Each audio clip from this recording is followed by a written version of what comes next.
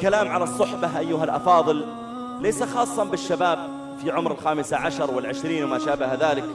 يا جماعة والله أعرف أشخاصا بعد تقاعده فسد، عمره 60 سنة و62 سنة، فلما بدأ الفراغ عنده تعرف على مجموعة في سنه أو أقل منه أو ربما أكثر، فمع الفراغ وأوقعوه في عدد من السفرات، وبدأ الرجل يذهب إلى كذا وكذا من البلدان، ويقبح بالفتى فعل التصابي وأقبح منه شيخ قد تفتى.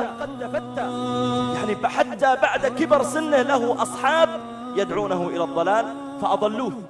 أبو طالب مات عمره 80 سنة، وكان عمر النبي صلى الله عليه وسلم لما بدأ الإسلام كان النبي صلى الله عليه وآله وسلم عمره 40، مات أبو طالب بعد 4 أو 5 سنوات، بمعنى أن عمر أبي طالب الذي عاشه مع النبي صلى الله عليه وسلم ربما كان في الإسلام من 70 إلى 80، ومع ذلك صحبة السيئة أفسدت عليه وهو عمره 80 سنة.